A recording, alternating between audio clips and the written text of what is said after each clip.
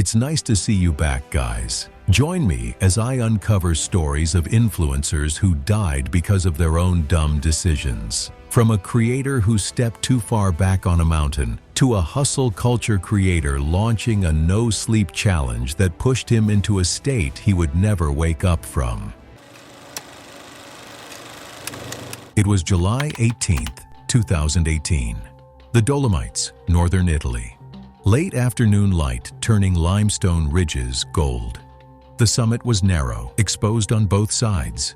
The rock face dropped away sharply on the far side of the ridge, and there was nothing between the edge and the open air beyond it. Jake Oren was 27. He worked as a travel influencer based out of London and had been building his platform for 2 years with modest results. He had around 4,000 followers, enough to keep him motivated, but not enough to justify the time and money the trips required. He tracked his numbers daily. He knew exactly how many followers each post had brought in, how long the engagement had lasted, and where his growth had stalled. He had been stalled for a while, and he was aware of it in a way that had started to affect how he planned his trips. A rival creator he followed closely had recently posted a summit photograph from a different range and picked up 7,000 followers from a single image. Jake had studied the shot carefully, more than once. The framing was extreme, positioned close to the edge with the sky filling the entire background and the ground invisible below the frame. The effect made it look like the subject was suspended between the mountain and nothing. The comments were full of people asking where it was taken and how he had set it up. Jake had noted the composition, noted the numbers, and decided that his next summit post needed to do the same thing but better.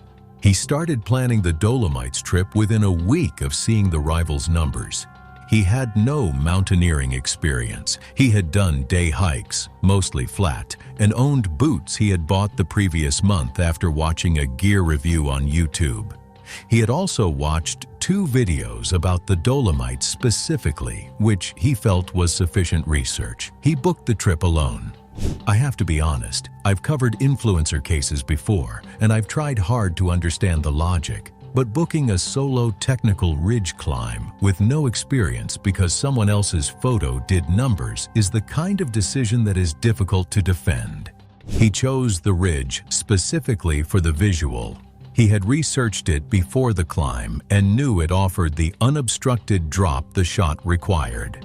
He arrived at the summit in the late afternoon with a small tripod, set the camera to video mode so he could review his positioning across multiple takes, and began working through the framing. The setup took longer than expected. The composition required him to stand further back than his initial position, far enough that the edge dropped out of the bottom of the frame and the sky took over completely. He moved forward to check the screen, stepped back to adjust, moved again to refine. He went through this cycle several times, each adjustment small, each one pushing him further back toward where the shot worked. At some point, he considered stopping. The setup was difficult, the light was shifting, and he had been on the ridge longer than planned. The climb had taken more out of him than expected, and his legs were carrying that fatigue through every repositioning. The limestone near the edge was polished smooth in places, and his boots had been losing and finding purchase in small increments throughout the session. Then he thought about the rivals' numbers. He thought about 3,000 more followers. He thought about the caption he had already written in his head on the train to the trailhead. He decided he was not leaving without the shot. He stepped back once more to check the frame, then again to confirm the alignment. Then a third time to fine-tune. His attention was fixed entirely on the camera in front of him. He had not looked behind him in some time. His rear foot came down on a slight backward slope near the edge, loose limestone shifting under the heel. His legs were tired, and his weight was already distributed toward the back of his stance from the repeated rearward adjustments. He had no base to push from and nothing to grab. His weight transferred before he could correct it, and he went off the ridge backwards, falling away from the face and dropping into the open air below the summit. The camera continued recording from the tripod. Jake Oren was reported missing when communication stopped and he failed to return at the expected time. A search was initiated the following day. He was found at a significant distance from the base of the ridge. The camera was recovered from the summit. The footage was reviewed as part of the investigation. The cause of death was recorded as fatal traumatic injuries consistent with a fall from height. The rival's post, it later emerged, was a composite. The edge, the sky, the suspended feeling, all of it had been assembled in editing software from 3 separate images taken at ground level. One digitally constructed image had gained 7,000 followers. Jake had booked flights, rented gear he did not know how to use, climbed a mountain alone with no experience, and stepped backwards off a ridge trying to replicate it. It was May 27, 2018, behind a small auto repair shop in Amarillo, Texas. The Texas Panhandle in late May sits at that uncomfortable edge between spring and full summer, warm enough by evening that the air feels thick, dry enough that everything smells faintly of dust and asphalt. The back parking lot was a flat stretch of cracked pavement, bordered by a chain-link fence on one side and overgrown shrubs on the other. Nothing about the location stood out. It was just a quiet patch of concrete behind a closed building, which was exactly why they used it. Raina Prin was 26 years old. She worked at that same repair shop during the day, the kind of job that keeps your hands busy and your mind moving, and she was good at it. People who knew her described her as confident and stubborn in the best way, someone who committed fully to whatever she decided to do. She had been posting stunt clips online for a while and had built a following of around 4,700 people. Lately, though, the numbers had been slipping and Raina felt it, like she needed something bigger, something that could finally take off. Her friend Cole was 28 and usually handled the camera for her videos. His job was to set up the shot and stay out of the way. They had filmed plenty of things in that back lot before, nothing that required much preparation. This time was different. Raina decided to try a fire-breathing trick she had seen online. The idea looked simple. Take a mouthful of fuel, blow it across a flame, and create a fireball. She had watched it done multiple times, but those clips didn't show how much training goes into controlling the spray and the flame. Neither she nor Cole had any experience with fire effects.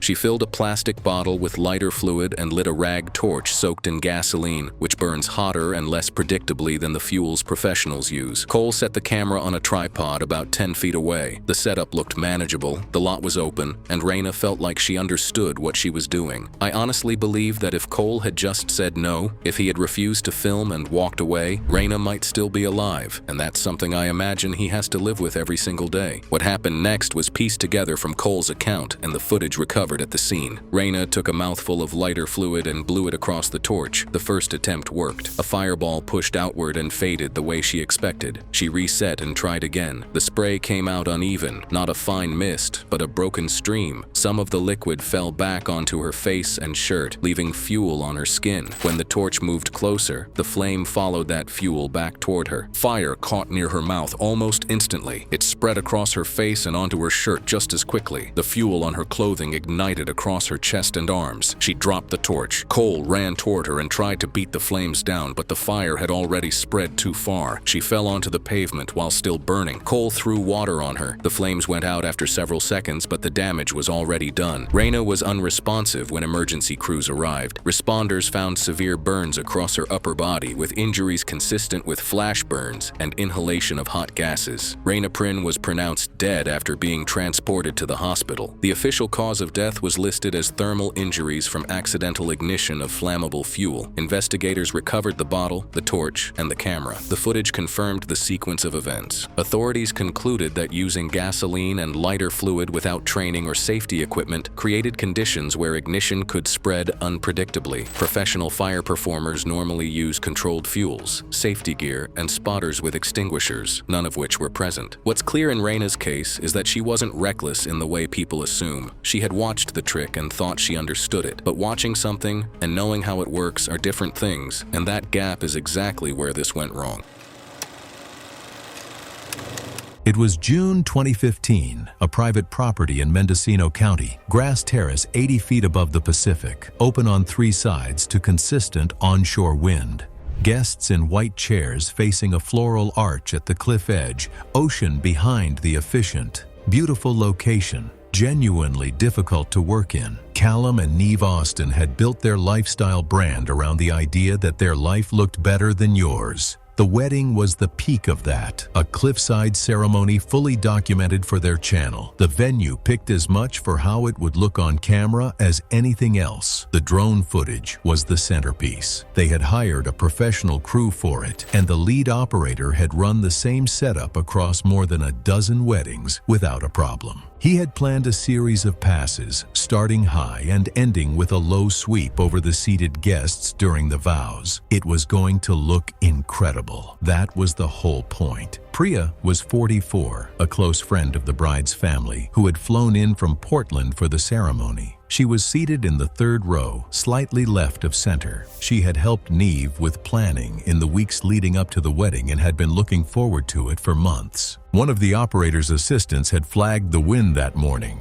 The gusts were coming in off the ocean in bursts, calm for a stretch, then hitting hard with little warning. The lead operator looked at it, decided it was fine, and they moved forward. The drone had been in the air about 22 minutes when the final low pass began. One person on that crew had a bad feeling. He wasn't the one making the call, though. The aircraft moved along the central aisle at approximately 14 feet, 6 to 7 feet of clearance above seated heads. The operator had a direct line of sight from the rear of the seating area. The assistant had flagged the wind. The operator had made his call. 14 feet sounds like a lot until you consider what was up there. Professional cinema drones fully loaded run 15 to 25 pounds, rotors spinning fast enough that a low-altitude failure leaves no recovery window, not for the operator, not for anyone underneath. It was up there because the shot required it. The channel required it. At the midpoint of the pass, directly above the third and fourth rows, the front left motor failed. No warning. The drone lost stability immediately, pitching and spinning. The operator sent an emergency landing command, already too late. It dropped in an uncontrolled spin. The leading rotor arm came down across the upper back and neck of the guest in the third row. Priya went forward out of her chair without making a sound. The drone came to rest on the grass between the rows. Someone with medical training reached her within seconds. Emergency responders arrived 14 minutes after the call went out. Priya died on impact. The motor failure to crash had taken under 2 seconds, and the mechanical fault was one no pre-flight check would have caught. The death was ruled accidental, but investigators found the broader risk. A heavy drone, 14 feet above seated guests in gusty coastal wind, was foreseeable. The footage it was sent up there to capture was never used. Callum and Neve's channel went quiet within weeks and never returned to regular posting. Civil proceedings followed. The outcome was sealed. New regional guidelines on drone operations over occupied outdoor spaces followed within months. It was June 18th, 2018, at a crowded theme park in Anaheim, California. Thousands of visitors filled the park that day. Families waited in long lines. Children ran between attractions, and employees moved through the crowds helping guests. Chandler James Remington was 22 years old and lived in Charlotte, North Carolina. He worked part-time at a sporting goods store and spent most of his free time roller skating and posting videos online. He had built a small, loyal following of around 4,000 people who enjoyed watching him skate in unusual places where people normally did not skate. Most of his videos got a few hundred views, and some reached a few thousand, but none had ever broken through to a wider audience. Chandler did not mind. He enjoyed making them and was always looking for a bigger idea that would finally get people talking. During spring 2018, he became focused on creating something that would stand out more than anything he had posted before. He visited the theme park with friends and noticed several decorative metal rails near one of the main walkways. The rails looked smooth, and he immediately started thinking about what he could do with them. Over the following 3 weeks, Chandler planned a video around one of those rails. The idea was to secretly bring roller skates into the park, jump onto the rail, and grind across its full length while his friends filmed from different angles. He practiced similar tricks at local skate parks throughout the weeks leading up to the trip, and by the time he arrived, he felt confident he could pull it off cleanly. To get the skates past security, he hid them in his backpack. Once inside the park, he went into a restroom and changed into them before meeting his friends near the target rail. I think about the effort that went into all of this, and what comes next is something that I find hard to sit with.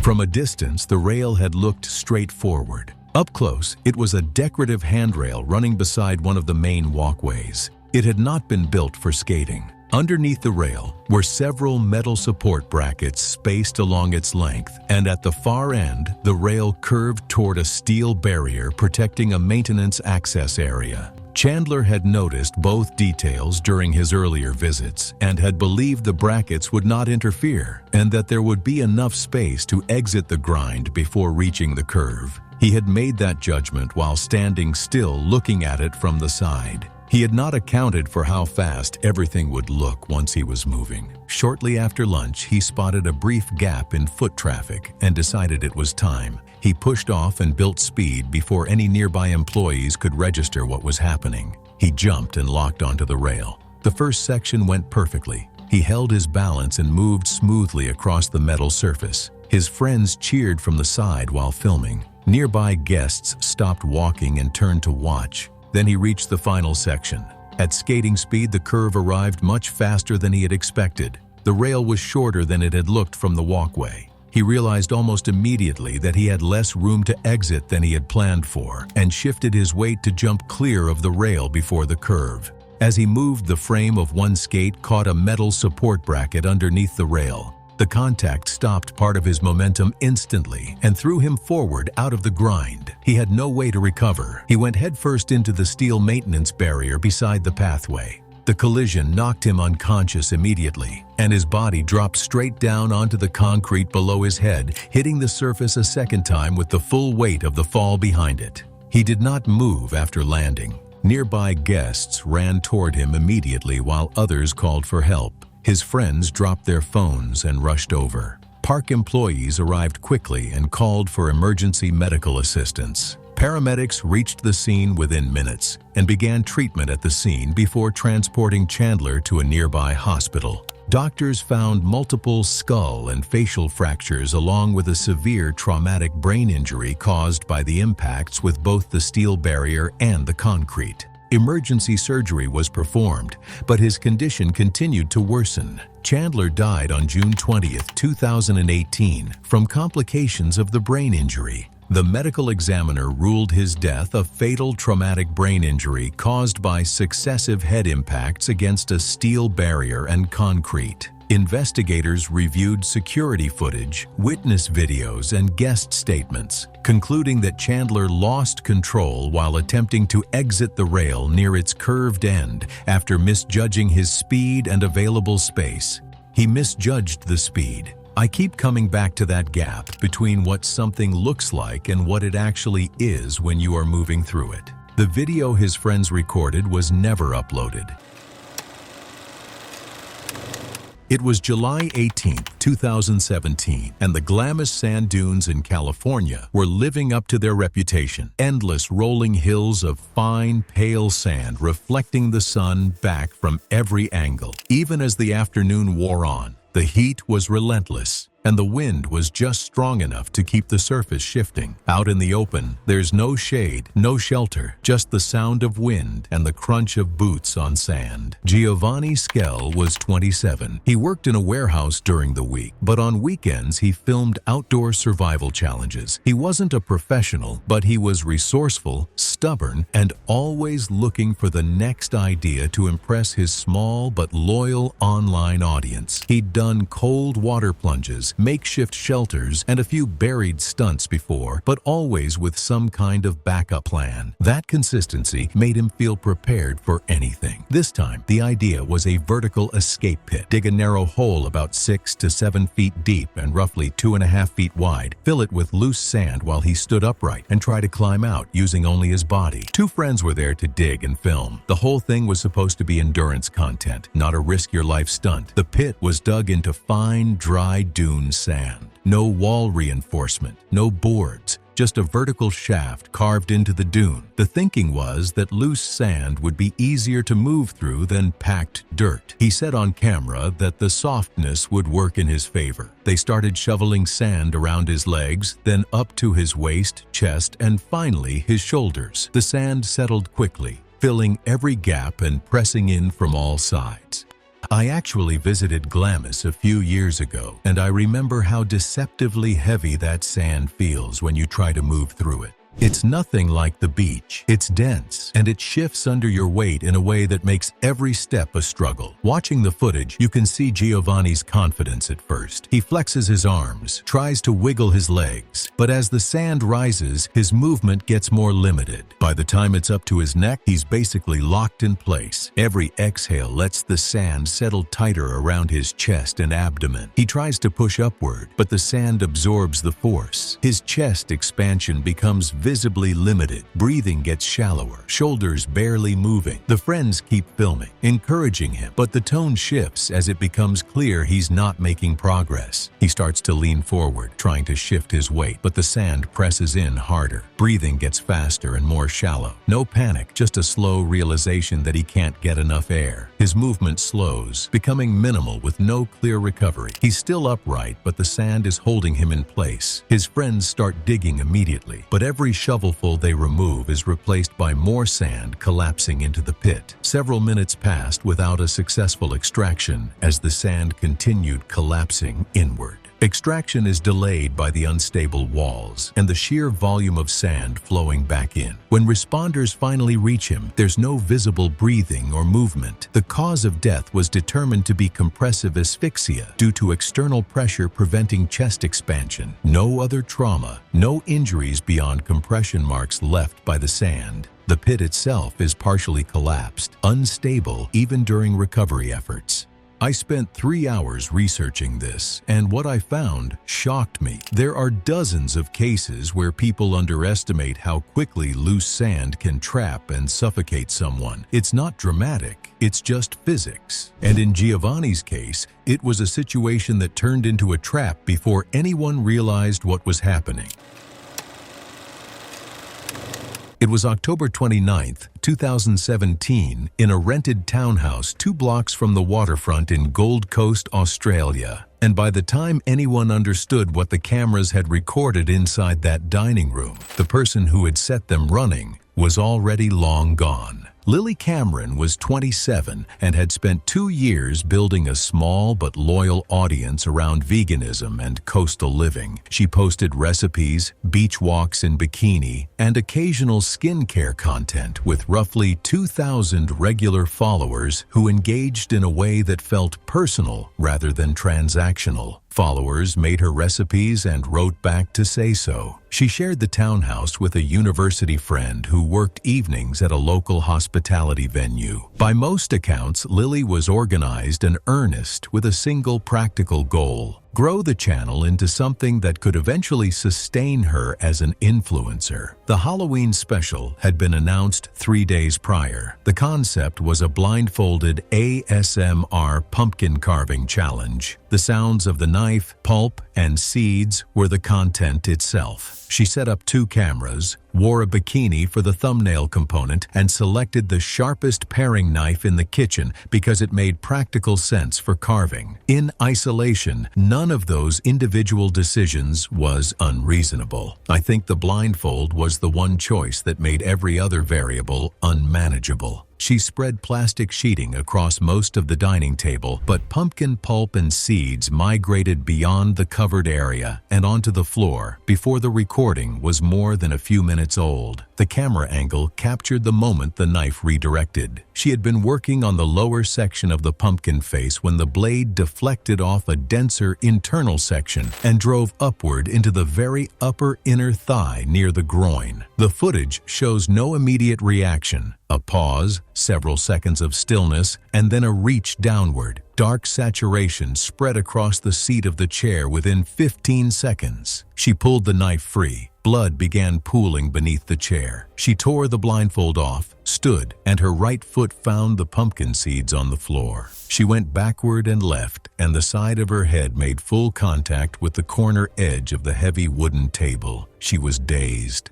I don't think she understood what was happening to her body in those seconds. Almost no one would. She was on the floor. The camera recorded her moving toward the kitchen counter where her phone sat, roughly 4 feet away. The movement covered only part of the distance before slowing noticeably. It does not look like the end of something when you watch it. It looks like exhaustion. Within roughly a minute, movement stopped completely. Her housemate returned from an evening shift approximately 4 hours later, found her on the floor, and called emergency services immediately. They could only pronounce her dead at the scene. The coroner's findings described the cause of death as exsanguination.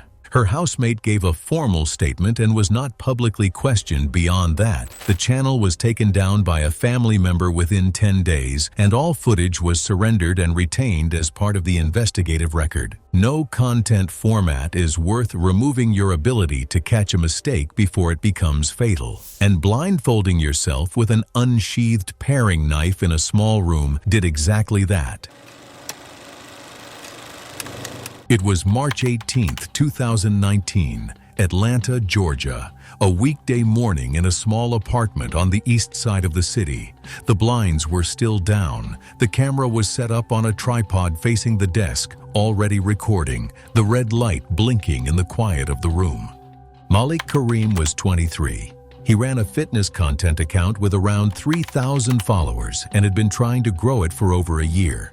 The numbers had plateaued, and he had been watching what was working for other creators. The dry scooping trend had been picking up views fast. The concept was simple and the visual was dramatic, taking a full scoop of pre-workout powder dry, without water, straight into the mouth and filming the reaction. It was not a fitness technique. It was a shock video, but it was getting attention, and attention was what he needed. He had tried it before. 2 scoops, dry, filmed the coughing fit, posted it. Nothing serious had happened. That was the problem.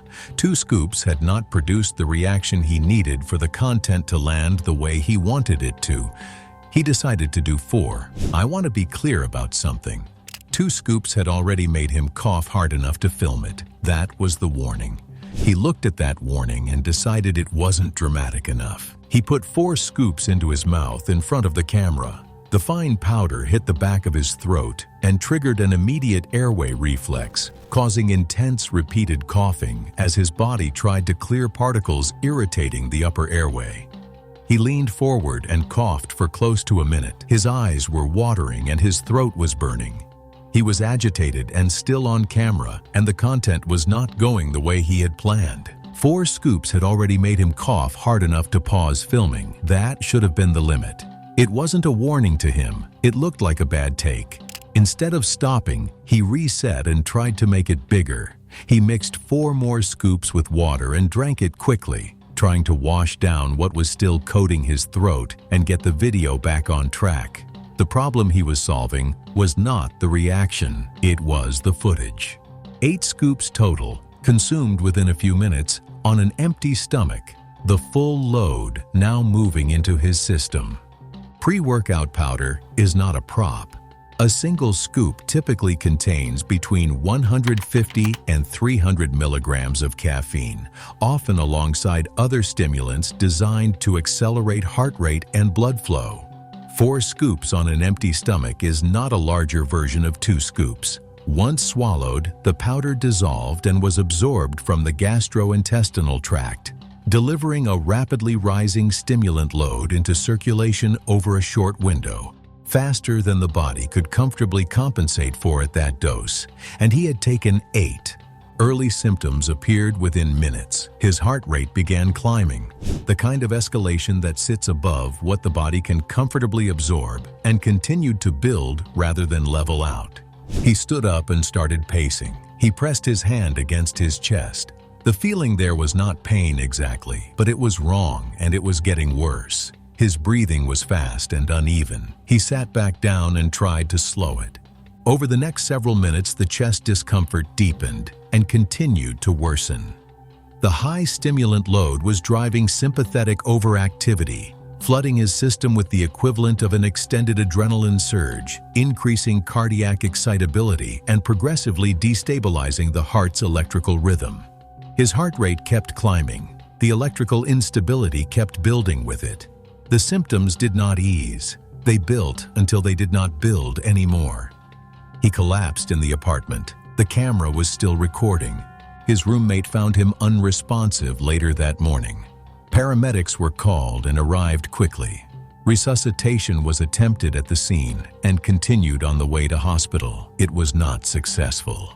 MK was pronounced dead. He was 23 years old. The cause of death was a malignant cardiac arrhythmia, most consistent with ventricular fibrillation, triggered by acute caffeine and stimulant toxicity following a high-dose single-session ingestion of pre-workout supplement. The total estimated caffeine load from 8 scoops placed him well above the threshold associated with severe cardiovascular toxicity. The camera was still running when his roommate came through the door.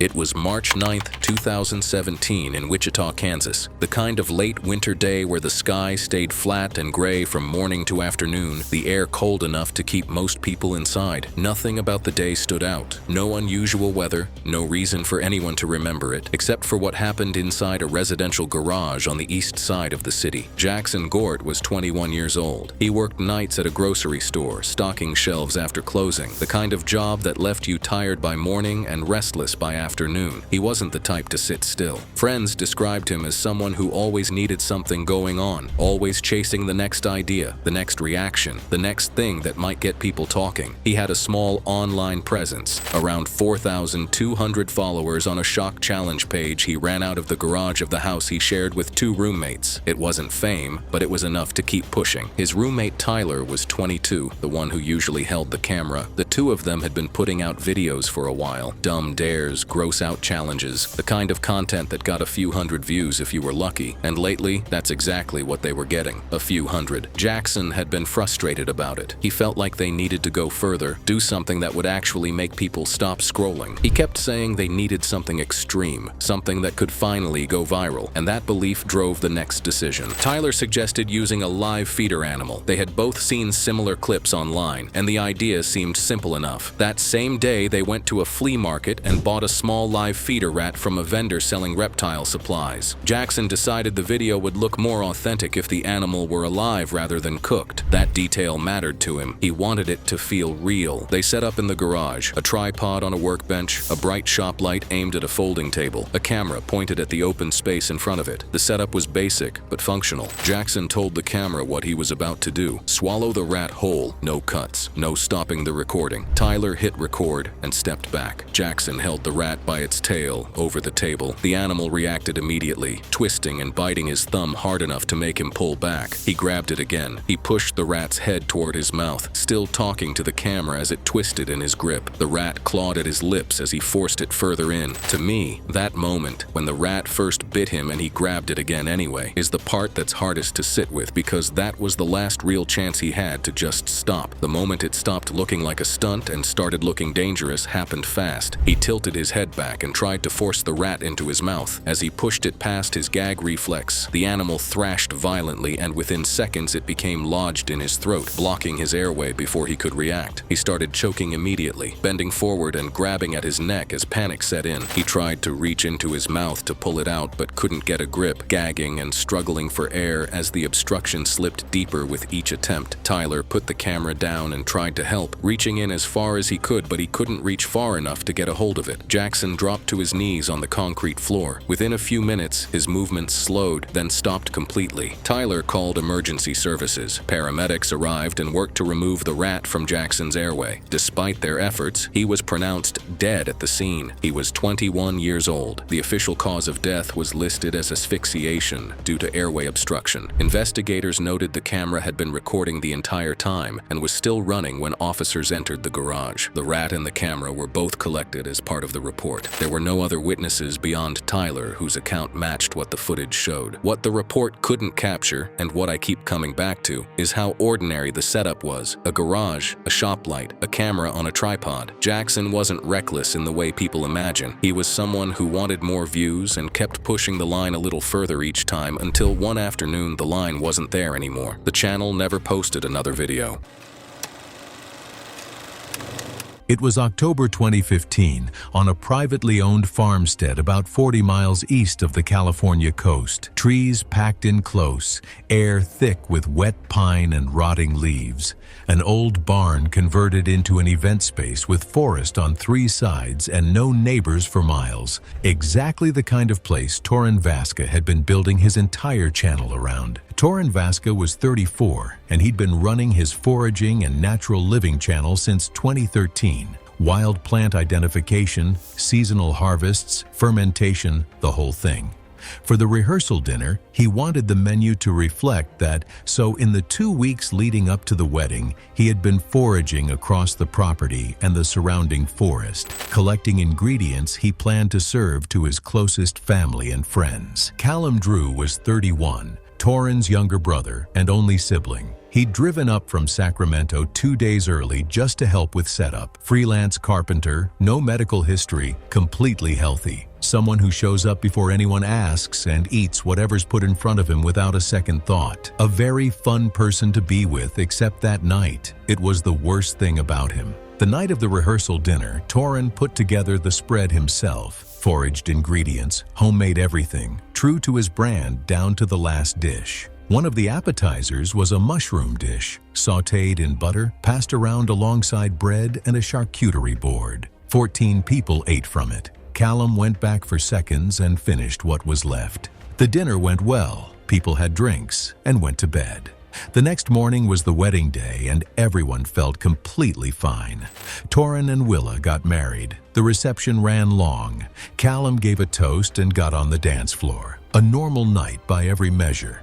Then, about 18 hours later, Callum started throwing up. He figured it was the alcohol. He'd had a few drinks at the reception, nothing crazy, but enough to explain it. He drank some water and lay down. By the next morning, he was worse. He could barely get out of bed, stomach cramping, running to the bathroom every hour. He told Torin he thought it was food poisoning and didn't want to make it a whole thing. He still didn't get checked out. Around day 3, he started feeling better. He wasn't throwing up anymore, felt good enough to pack up and drive home. He made it about 20 miles before he had to pull over. His skin had gone yellow and his stomach was visibly swollen. He called Torin and said something felt really wrong. He was taken in that afternoon. By the time he was examined, his liver was already failing. Blood work came back bad, enzymes through the roof, fluid building in his abdomen, damage that couldn't be undone. He deteriorated fast over the next 12 hours, confused, then unresponsive. His kidneys started going too. He lost consciousness on the 4th day and never came back from it. Callum Drew died on the morning of the 5th day. The other 13 people got sick too. Some had nausea, some had stomach issues, and a couple of them were in pretty bad shape. 2 of them needed medical observation. Everyone else eventually recovered. The only difference between them and Callum was how much each person had eaten that night. He was the one who finished the board. Investigators pulled the remaining raw mushrooms from the farmhouse refrigerator and sent them for identification. They were not the edible species Torin believed them to be. The case was ruled accidental. No charges were filed. A misidentification, not malice. Cause of death on record, acute liver failure. The coroner noted the amount he consumed was consistent with a lethal dose, and that the delay between symptoms and treatment made survival unlikely, regardless of when he got help. Torin's channel went private within days. The foraging content was pulled without explanation, and he never posted again.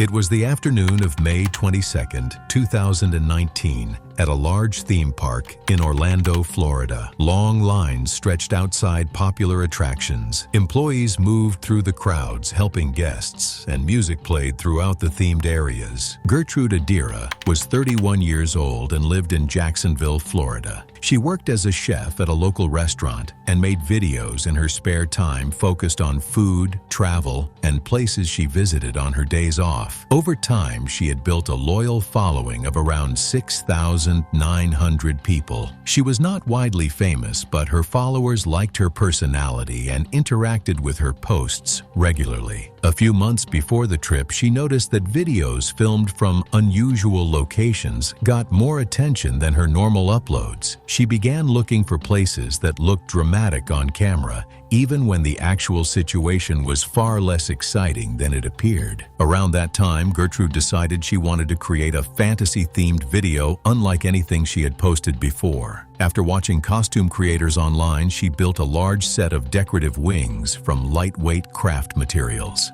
The wings were made for appearance only, attached to a harness worn across her shoulders, and looked impressive in photos and videos.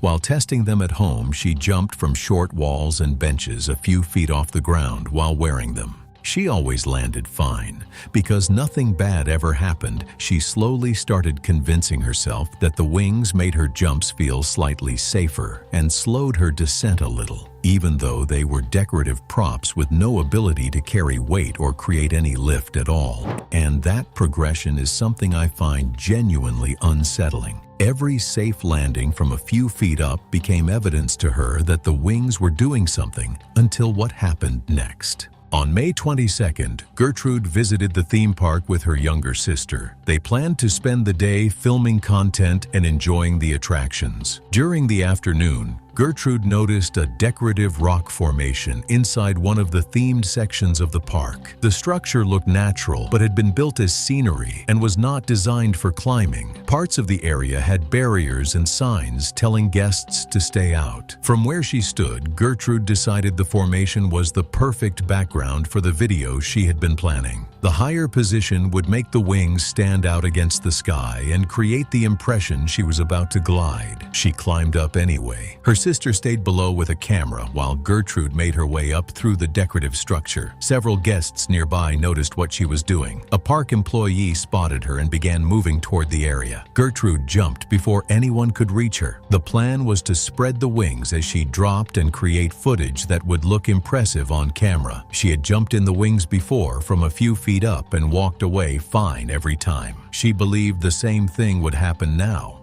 It did not. There's something that still baffles me. What exactly was going on in her mind when she took that jump? The moment she left the rock formation, it became clear the wings were doing nothing. There was no slowing down and she was not gliding. She fell roughly 20 feet before hitting the ground. The impact drove her left side and shoulder into the concrete path below the formation. She did not move after that.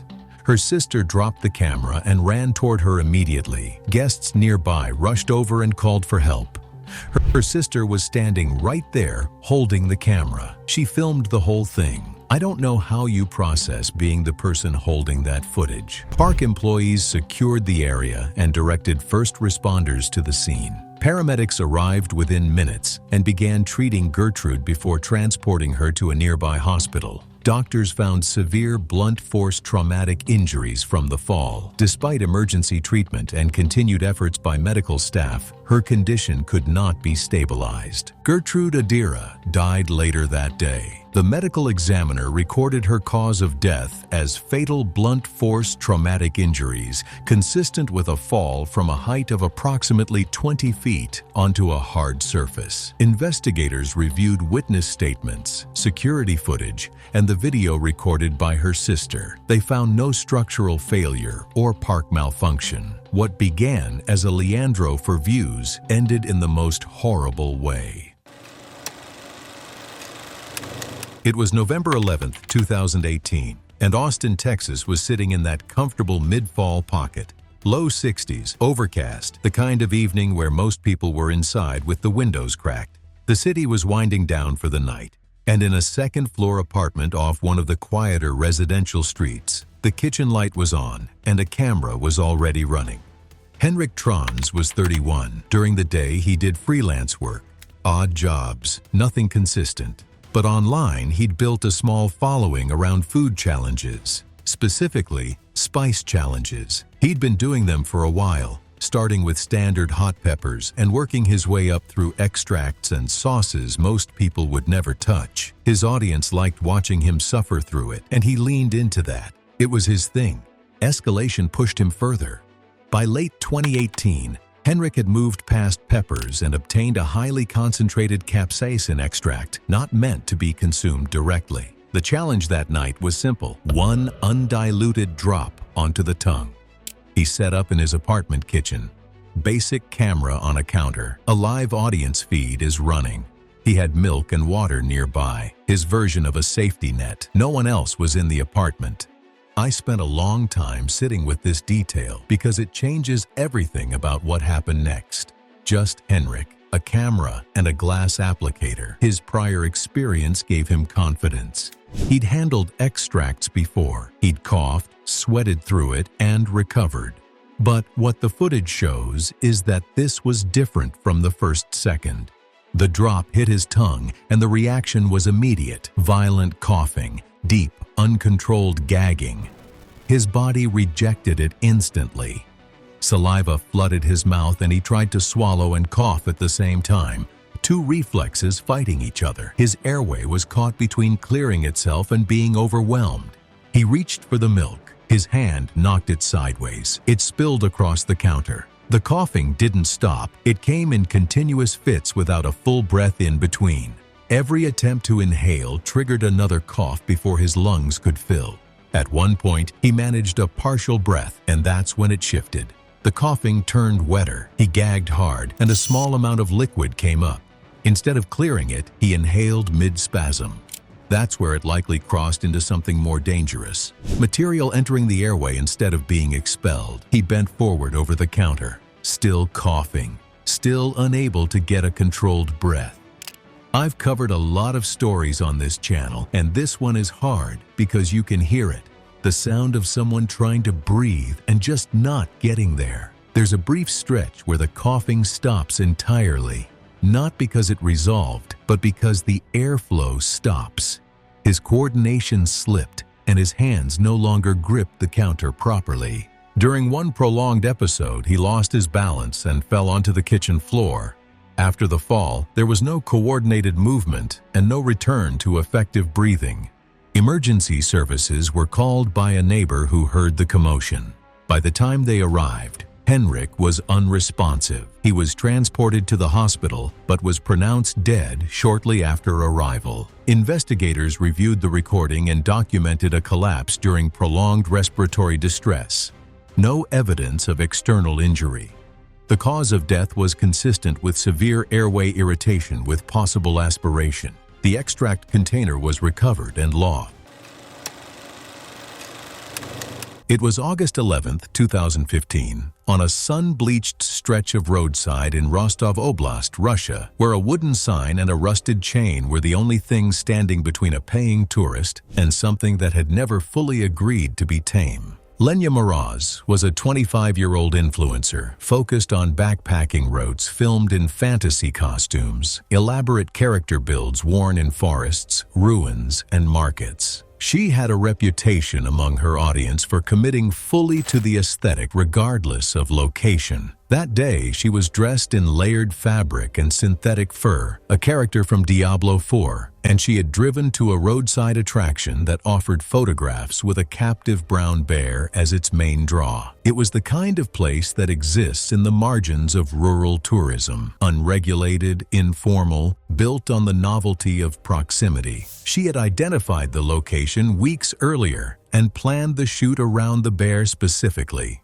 The visual logic made sense within the world she was building. A fantasy character beside a real animal. She set up her phone on a stabilizing mount, confirmed the angle, and began filming a choreographed dance sequence she had practiced. The handler, a man in his 50s employed by the attraction, was present throughout and issued 2 verbal warnings as she gradually moved closer to the animal during successive takes. she did not leave. The bear was a female brown bear, estimated at over 400 pounds, kept on a chain anchored to a concrete post. The chain allowed a radius of roughly 10 feet. Lenya was filming just beyond the bear's effective reach when the sequence began, but the sequence she had choreographed required a full outward spin. The rotation carried her several feet closer to the animal, bringing her arm and costume fabric into contact with the bear's foreleg. The bear's response was not gradual. One witness, a man traveling with his family, later described it to local media as instantaneous. He said he noticed no warning posture or vocalization before the first movement. The paw came forward and struck Lenya across the upper body, dropping her to the ground. The camera, still mounted, continued recording. She did not get up. The bear moved over her within the chain's range and bit into the left shoulder and then the neck area in separate movements. The handler entered the chain radius with a wooden pole and pushed against the animal's flank repeatedly before a second employee arrived, and together they forced the bear backward far enough to create separation. The attack lasted under 3 minutes from first contact. Blood had already pooled visibly in the dirt by the time the bear retreated. A tourist near the parking area placed the emergency call, but it was too late for Lenya. The coroner's findings, in plain terms, listed the cause of death as hemorrhagic shock resulting from multiple deep lacerations and crush injuries to the left shoulder, neck, and upper chest, with significant damage to the vascular structures in the cervical region consistent with large animal bite trauma. Blood loss was the primary and immediate cause. The attraction was inspected and temporarily closed following the incident. The bear was not euthanized. Investigators concluded the animal had responded to direct physical contact initiated by the victim after 2 documented handler warnings, and that she had entered the animal's working area despite those warnings. The bear's actions were therefore classified as a reaction to human contact rather than an unprovoked attack. She was handed 2 warnings and chose the shot over both of them, and I find it genuinely hard to feel anything other than frustrated by that. It was May 9th, 2018, Phoenix, Arizona. A suburban cell site on the edge of a residential area, the kind of structure that stands at the corner of a lot and gets looked past by everyone who drives by it every day. The tower rose well above the roof lines around it. There was a fence around the base with standard restricted access signage. Liam Ortega was 25. He ran a tech content channel focused on network tests and signal coverage comparisons, the kind of content that had a small but engaged audience. He had been building it steadily and had around 2,000 followers before a video changed things. He had climbed a lower structure to film a signal test from height, and the video had performed better than anything else he had posted. He gained over 1,000 subscribers in 2 days.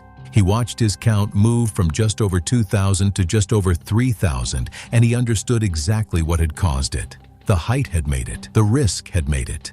He started planning a bigger version almost immediately. I've covered cases where one good outcome becomes the justification for a bigger risk. Liam gained 1,000 subscribers from one climb, and the only lesson he took from that was to go higher. That's not confidence. That's a pattern. The idea was simple. Higher tower, better signal, more dramatic footage. He was not a trained climber and had no safety equipment. He had a camera and his phone. He had not applied for access and had no permission to be on the structure. He stood at the fence line before he went in and looked at the restricted access signs the same way he had looked at them the first time. He had climbed a structure before. He had come away from it fine. He was not going all the way to the top, just higher than last time. He checked his subscriber count one more time before he went through the fence, put his phone away, and started toward the base of the tower. He started the climb in the morning. The ascent felt controlled in the early stages, the structure providing enough to grip and the height building gradually. The familiarity from the first climb helped more than it should have. He kept going past the point where he had stopped before and kept going further still, telling himself he would find a good spot and stop there. By the time he stopped, he was significantly higher than he had been on any previous climb. The ground was a long way below him. He paused on the structure and held the camera out to show the view, already thinking about how the thumbnail would look from this angle. This is where things became interesting in the worst possible way. He had already passed the height of his last climb. He told himself he would stop at a good spot. A good spot kept moving further up. He shifted his body to angle the shot downward, rotating slightly to get the frame he wanted. His attention moved from the structure to the screen. His footing had been stable before the repositioning, and he did not register the change in his stance as a problem until it was already a problem. One foot lost its placement during the rotation. There was no harness, no line, nothing attached to the structure that could have held him. Once the balance was gone, there was nothing to recover it. He fell from the tower. The drop from that height onto the ground below was not survivable. The impact was immediate and the injuries were catastrophic. He did not move after he landed. The camera fell with him. The site was quiet for the rest of the morning. No one had seen him go in, and no one was scheduled to be there until later. The tower stood the way it always stood, visible from the road, unremarkable to anyone passing. Nothing about the exterior of the site indicated what had happened inside it. A maintenance technician arrived in the afternoon for a routine inspection. He came through the gate, began his approach toward the base of the structure, and found Liam on the ground. He called emergency services immediately and stayed at the scene. Paramedics arrived, but there was nothing to do. Liam Ortega was pronounced dead at the scene. He was 25 years old. The cause of death was traumatic injuries consistent with a fall from height. The investigation confirmed the climb had been made without authorization, without fall protection, and without any form of supervision or safety equipment. The camera was recovered near where he was found. The first video worked better than anything he had done, so he went higher to do it again.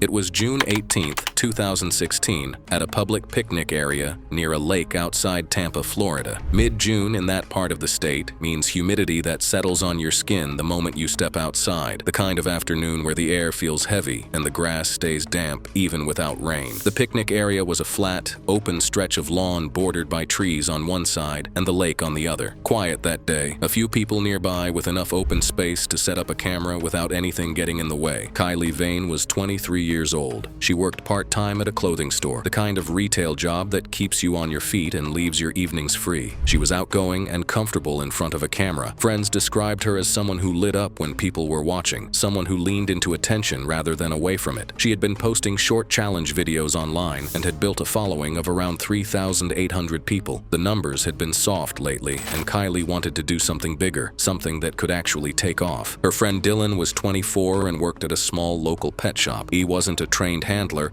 but he had just enough exposure to exotic animals to feel comfortable around them. When Kylie said she wanted something more dangerous, Dylan mentioned a boa constrictor left at the shop temporarily by a customer. The snake was around 9 feet long and hadn't been handled much. Dylan told her it could tighten if it got stressed. Kylie understood that and decided to go ahead anyway. The plan was simple: wear the snake around her neck, address the camera, keep it short. They chose the picnic area for the outdoor background. A tripod was set up on the grass in front of her, and a small group of bystanders were close enough to see what was happening. I want to pause here because Dylan did warn her before they started, and she still went ahead. I'm not saying that to judge her. I think most people convince themselves the warning is just a precaution, that it won't actually happen to them. But that warning is what makes this case so difficult to sit with. Dylan placed the snake over Kylie's shoulders. The animal began moving almost immediately, looping its body around her neck and upper chest. Kylie tried to keep talking to the camera while the coils settled. Then the snake wrapped another loop around her ribs and began pulling tighter. Boa constrictors don't attack. They respond to pressure and movement by constricting further. It's a reflex, not aggression. The more Kylie shifted and tried to lift the coils, the more the animal tightened. Dylan tried to unwind the snake from the outside, but the animal pulled closer. Kylie fell backward onto the grass. The coils pressed against her chest and neck simultaneously. Witnesses heard shouting and moved toward her. Dylan kept working at the snake, and they tried to unwind it but couldn't loosen the coils. Kylie stopped moving while the snake snake continued tightening around her torso. The pressure around her ribs made it harder for her to breathe, and over the next few minutes, her movements slowed, then stopped completely. I think what haunts me most about this particular moment is that everyone around her was trying,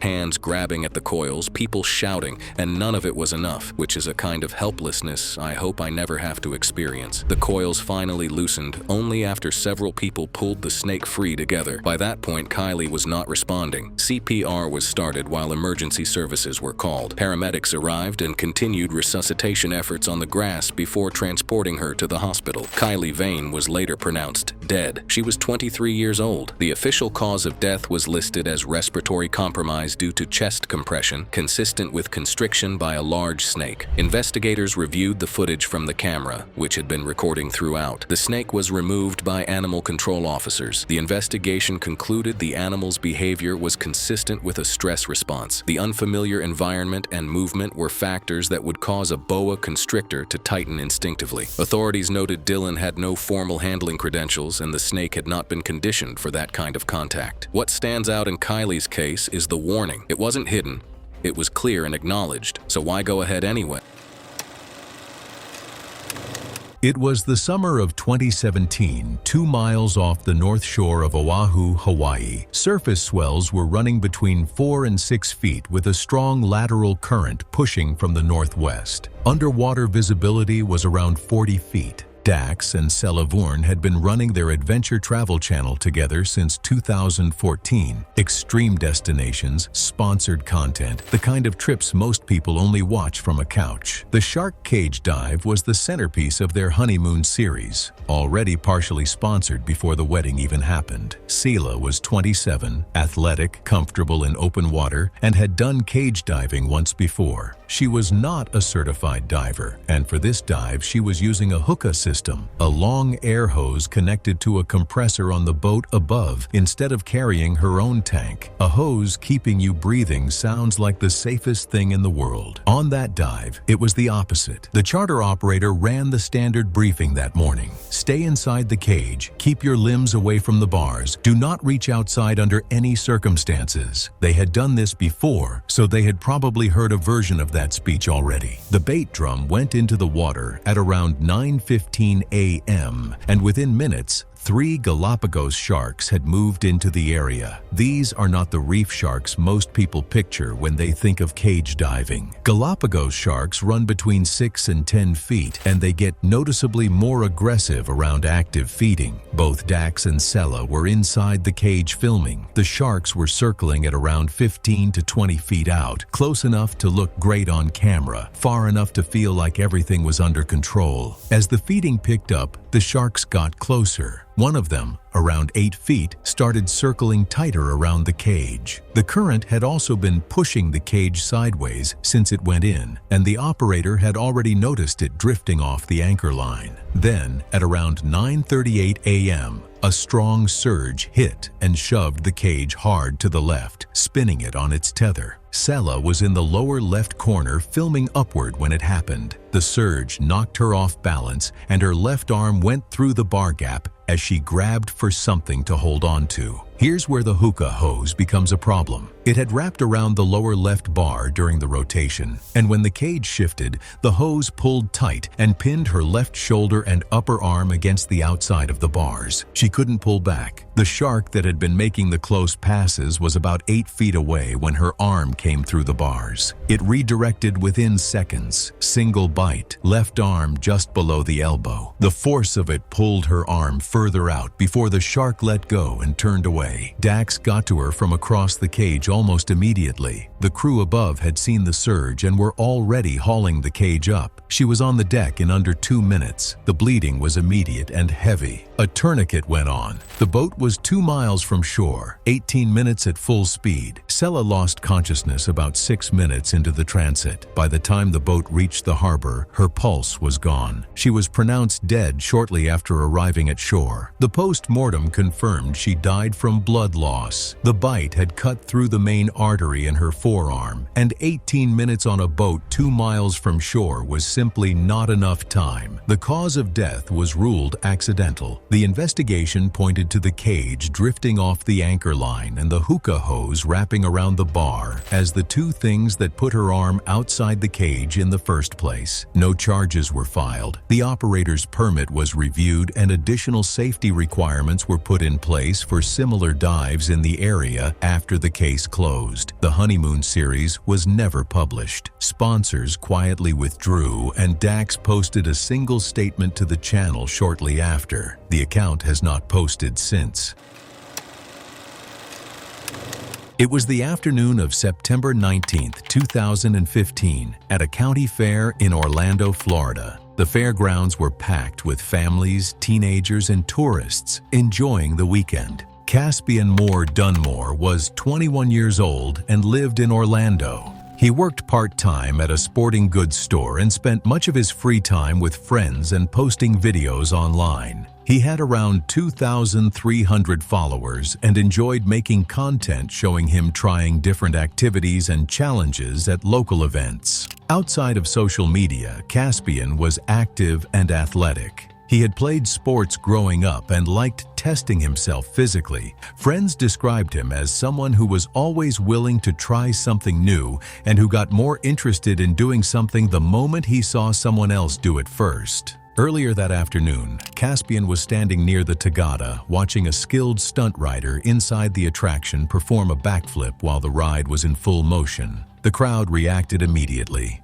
People cheered, pulled out phones, and pointed. The stunt rider looked experienced and landed cleanly without any problems. Caspian watched every detail from outside the barrier. The stunt stayed in his head. He brought it up several times while walking around the fair with his group, and the more he talked about it, the more convinced he became that he could do it too, but they laughed at him. He was young, fit, and confident in his body. The move looked difficult, but not impossible to him. Later that afternoon, Caspian bought a ticket and boarded the Tagada. He did not attempt anything during that first ride. Instead, he sat and paid close attention to how the platform moved beneath everyone. He watched how the bouncing worked, how the direction changed, and how the timing seemed to repeat. By the time the ride stopped, he felt he understood it well enough. He immediately got back in line. He used one ride as a study session, and that was the entire preparation. I genuinely do not know what else to say about that. His friend Nash asked if he was being serious. Caspian said he just wanted to try one thing. When they reached the front, he handed his phone to Nash and asked him to record. Nash assumed it would either work or end in a harmless tumble. Neither of them expected anything worse than that, and I think about Nash in that moment. He handed over the phone and said sure and wasn't prepared for what came next. The ride started. For the first few moments, Caspian stayed seated and watched the platform move beneath the other riders. Then he stood up and moved carefully toward the center of the disc. Nash kept the camera up from behind the safety barrier outside. Caspian waited for what he believed was the right moment to go. He had watched the ride once already. He thought he had figured out the timing. The platform bounced beneath him as he set himself up. The movement was slightly different from what he expected and disrupted his footing before he could adjust. Instead of sitting back down and waiting for a better moment, he decided to go anyway. He launched into the backflip with his balance already off. The takeoff was wrong from the start. As he left the surface, the ride moved again and changed his rotation in the air. He was no longer lined up to land on his feet. He came down at the wrong angle and hit the moving platform hard with the side of his head and shoulder. The impact whipped his neck sideways and his head bounced off the surface a second time before he could go limp.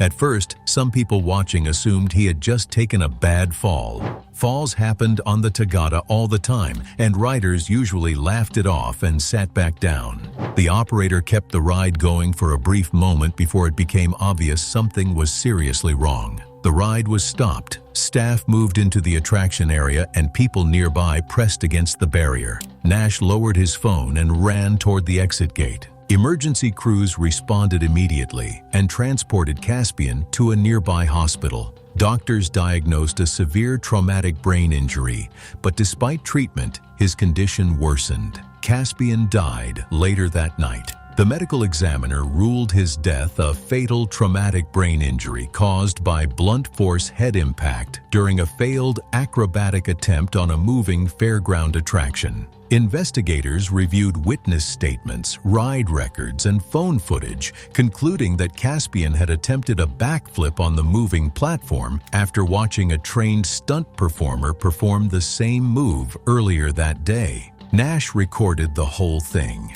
He was standing outside that barrier holding the phone his friend handed him. I don't know how someone can live with that. The video was never posted online.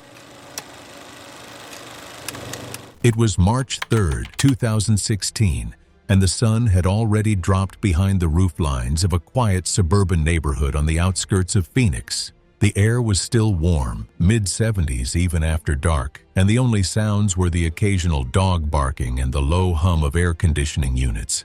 Out back, behind one of the houses, a concrete patio sat under a single floodlight, cluttered with folding chairs, a cheap tripod, and a camera already recording.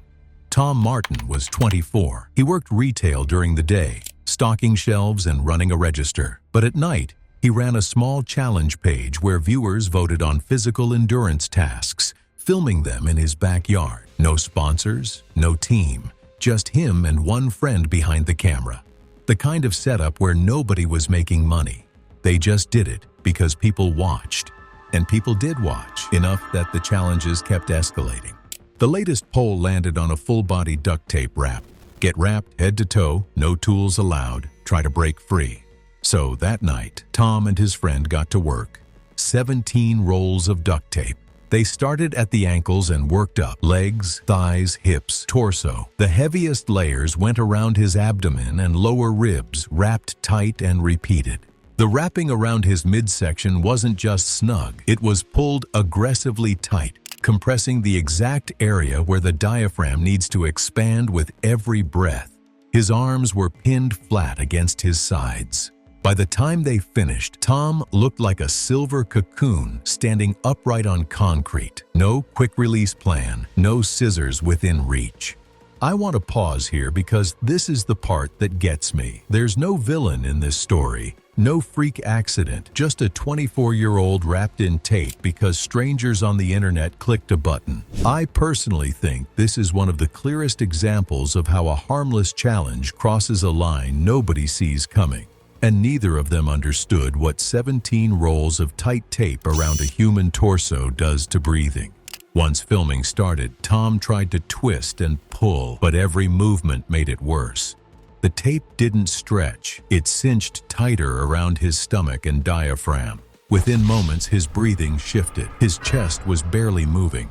He couldn't expand his abdomen, so his body switched to shallow upper chest breathing, fast, minimal. The struggle stretched on longer than expected. Within the first minute, his breathing had already changed. By the third, his movements slowed. Past 5 minutes, there was no recovery. Only weaker movements and longer pauses between breaths. Then his posture changed, knees bending slightly, torso leaning forward, further compressing the diaphragm. His lungs could no longer fully expand. His breathing became uneven, shallow pulls followed by stillness. Movement reduced to small, ineffective shifts. He stayed partially slumped but held upright by the tape, looking like he was still standing, still in the challenge, but barely responsive. This is where the panic sets in. Not sudden collapse, but a drawn-out inability to get a full breath, driving the heart rate higher and higher. At first, it didn't seem serious, but when his movement slowed, his friend stepped in and started cutting. 17 rolls of layered tape didn't come off fast. It took several minutes to reach his chest. By the time Tom was freed and laid flat, there was no effective breathing or purposeful movement.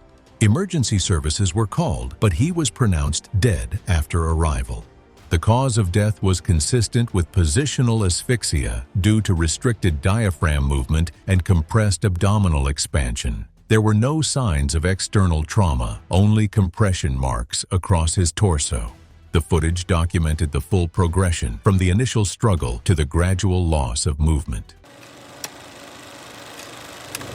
It was January 21st, 2018, in a second-floor apartment in Manchester, England, and the last thing Emma Marie McCram filmed was herself laughing. Emma was 31 years old and had spent 4 years being an influencer focused around discipline, meal prep, calorie tracking, morning runs logged before most people had breakfast. She worked out of her apartment, which doubled as her studio. 3 days before the stream, she lost a bet with a follower. The challenge had been 100 consecutive days of perfect meal prep without a single skipped day. Emma failed at day 94. The penalty, agreed upon publicly in a now deleted comment thread, was unusual. Her next cheat meal had to be eaten backward. Dessert first, then carbohydrates, then protein, then vegetables, finishing with a quarter cup of pure olive oil as a palate cleanser. She framed the upcoming video as discipline under absurdity. Her audience found this hilarious, and honestly, I would too. The decision to stream it live, rather than record and edit, was consistent with her recent content direction. Live streaming generated more interaction, real-time comments, more engagement, a sense of shared experience. She ordered from multiple restaurants, amounting to several thousand calories across different dishes, but she arranged them on the table in reverse order: a slice of chocolate cake, a mound of garlic mashed potatoes, a full thick-cut steak, a bowl of steamed broccoli, and a small glass bottle of extra virgin olive oil. She wore her workout clothes inside out as a visual gag, the seams and tags visible. She had done smaller versions of this before. The difference on this occasion was the pace and the unnatural sequence. Eating cake on an empty stomach was fine. Eating steak after cake and potatoes was not. She set up her phone on a small tripod facing the kitchen table. No guests, no production help. She began the stream at approximately 7:40 p.m.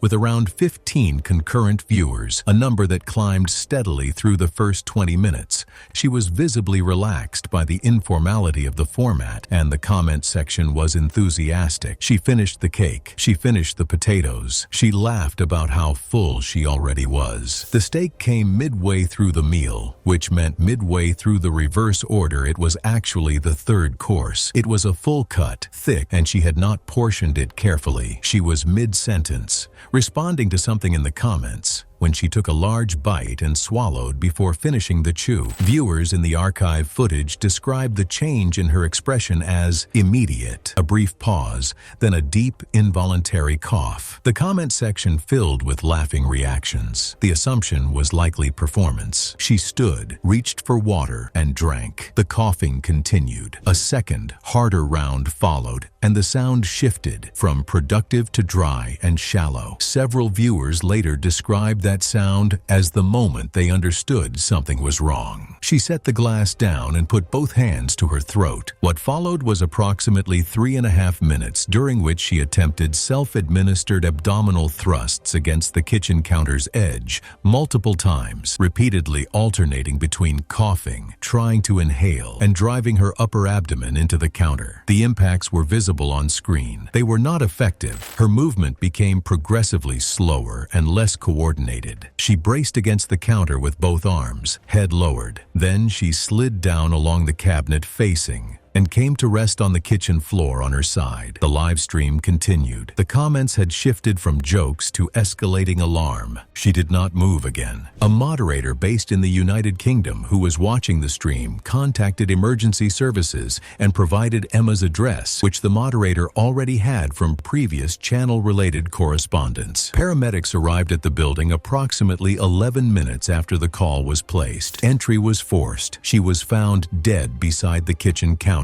Coroner's findings described the cause of death as asphyxiation due to complete airway obstruction by a large food bolus, with cerebral hypoxia as the secondary cause. Emma's death prompted visible conversation among fitness creators about the risks of solo streaming and the pressure to honor audience-driven stunts. The content she made was earnest, and the people who followed her were genuinely invested. The cruelest part of this story isn't the mistake. It's that there was nobody in that apartment to make a difference.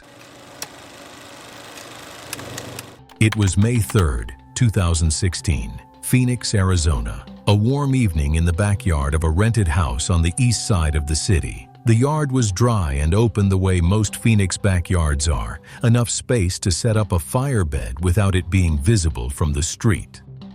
Jordan Pike was 28. He ran a stunt-oriented content account with around 5,400 followers and had built his reputation on accepting challenges that most people would decline. He had been doing it long enough that his audience had come to expect a certain level of escalation from him, and he had come to expect it from himself. He preferred to handle problems himself, rarely sought professional help for anything, and trusted online tutorials over formal instruction across most areas of his life.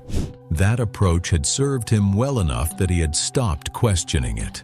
When a dare came in from his audience with around $400 attached to it, he accepted it the same day without looking into it first. The dare was a firewalk. Jordan watched one tutorial before starting his preparation. The tutorial covered the surface concept, the idea that a properly prepared coal bed creates a thin layer of insulating ash that reduces direct heat transfer to the skin during a fast crossing. What it did not explain clearly enough was the preparation itself. Jordan used garden wood and lighter fluid, lit it, and waited approximately 20 minutes. The fire was still burning with visible flame in places when he assessed it as ready. The ash layer across the surface was thin and uneven. Partially burned wood remained present in sections. Hot spots were distributed across the bed in a pattern not visible from above. Jordan looked at it, decided it looked right, and took off his footwear. He began crossing while the live stream ran. The audience was watching and engaged, and the comment section was moving fast. The heat distribution across the bed was not uniform, and the areas his heel and the ball of his foot made contact with were among the hottest sections of the surface. The burns were immediate and deep, partial to full thickness at the pressure points. He felt it from the first step. He kept moving because he was on camera, and the audience was reacting, and stopping in the middle of a firewalk in front of 5,000 people was not something he was going to do. He completed the crossing and stood at the end of the bed. He felt it from the first step and kept walking. I've thought about that a lot. He knew something was wrong, and he finished anyway because 5,000 people were watching. He acknowledged on the live stream that it had hurt more than expected. He reframed it as part of the experience, told his audience he was fine, and declined when someone in the comments told him to go to urgent care. He wrapped his feet using materials he had at home, following guidance from another tutorial he found online. The dressings were not sterile. He continued to handle the wounds directly over the following days, rewrapping them himself, cleaning them with methods that were not appropriate for burns of that depth. He kept walking on the injured feet. He posted updates to his audience about his recovery, framing the slow progress as part of the story. The wounds did not close. The healing that should have begun in the first week did not come. Within 2 weeks, the wounds were still open, and the surrounding tissue was showing clear signs of infection. The infection worsened over several days. Jordan began running a high fever, and the following day he fainted at home. A housemate called emergency services. Paramedics arrived and assessed him. He was transported to hospital where the clinical team identified systemic infection consistent with sepsis. By the time he arrived, organ failure had already begun. The burns had created an entry point, and the 2 weeks of repeated non-sterile handling had allowed an aggressive infection to establish and advance well beyond what could be reversed in time. A proper firewalk uses hardwood burned down over several hours until the coals are fully formed, raked flat, and tested repeatedly before anyone crosses. The process is slow and deliberate, and the condition of the bed at the point of crossing is what determines whether it is safe. He didn't know this. Jordan Pike died from complications of infected burns and sepsis. He was 28 years old. The burns did not kill him. The way he treated them did. He posted recovery updates for 2 weeks. His audience watched the whole thing, and he kept framing it as a story with a good ending coming. The good ending didn't come. It was October 6th, 2018, above Provo Canyon, Utah.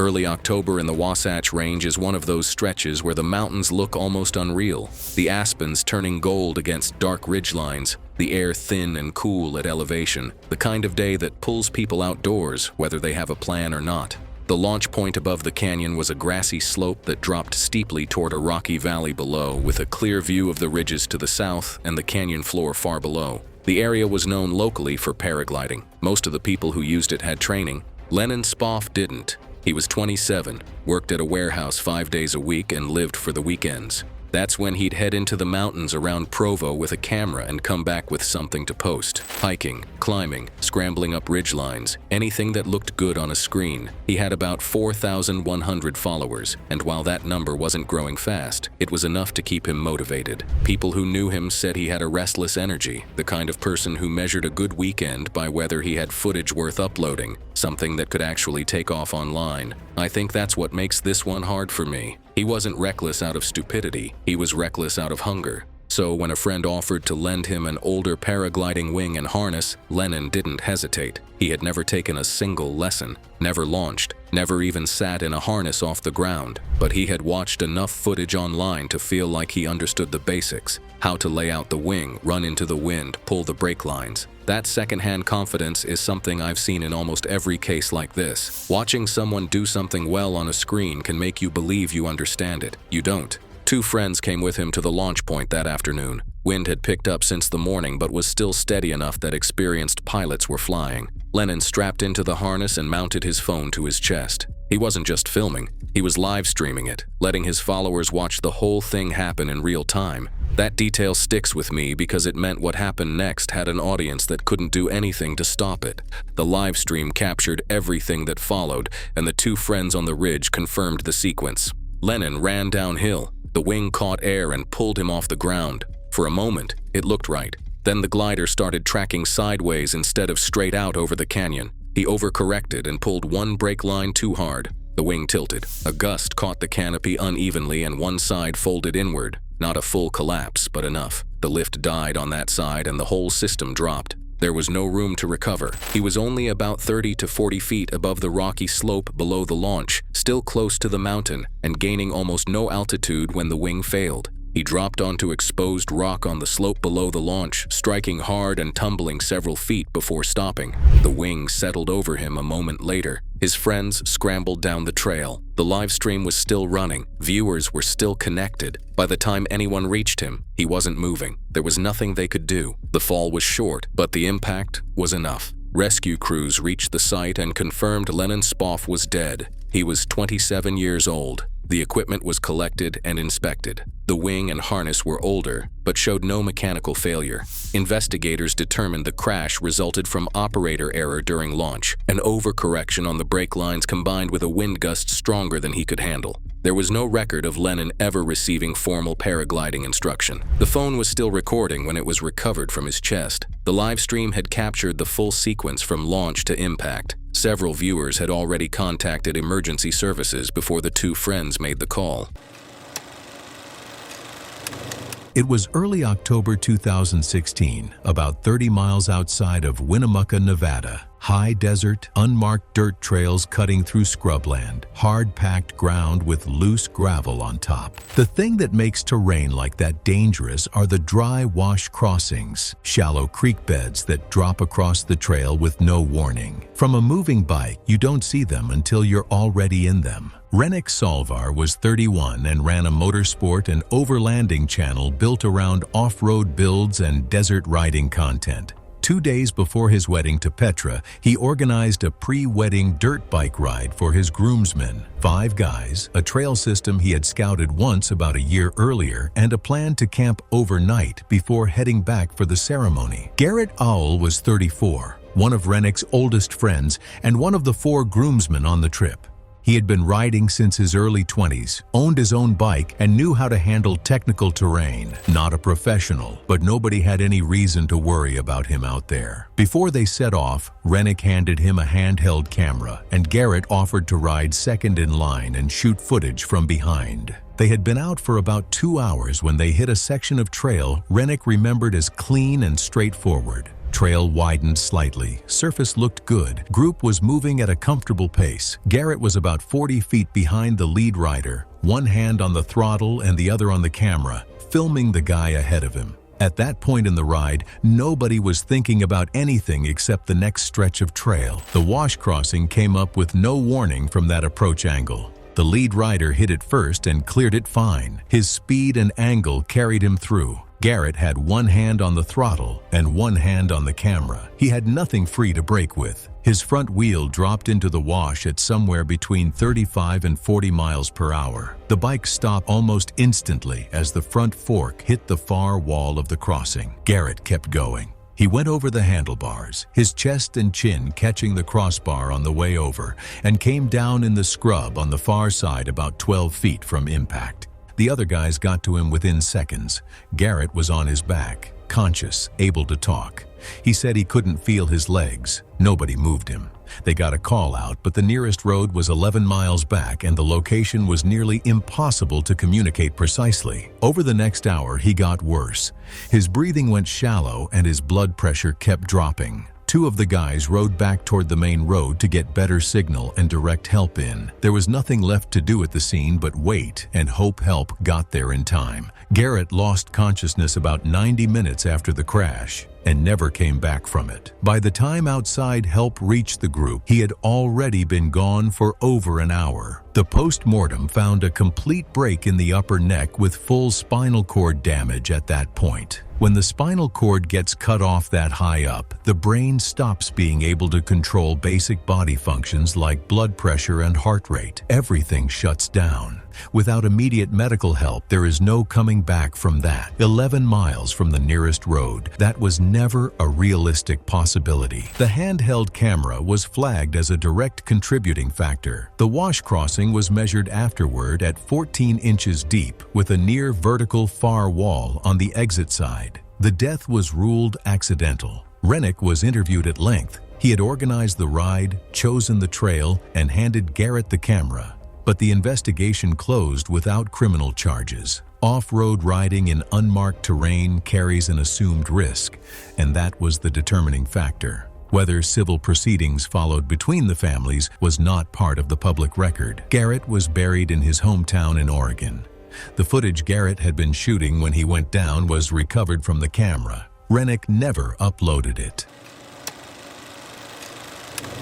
It was the evening of August 8, 2016, at a large theme park in San Antonio, Texas. One of the most popular attractions was a giant pendulum ride that swung riders high into the air while rotating at the same time. Leandro Antonio Vance was 29 years old and lived in Phoenix, Arizona. He worked as a freelance video editor and spent much of his free time making videos for social media. He was not a major creator, but had built a loyal audience that enjoyed watching him test unusual ideas and challenge common assumptions. Friends described him as creative and determined. When he got interested in something, he would spend days researching it before acting on it. Sometimes that research helped him create good content. Other times it made him too confident in conclusions that were missing something important. Earlier that summer, Leandro became fascinated by giant pendulum rides and spent weeks watching videos of them from different angles. Some people filmed themselves standing nearby while the rides operated.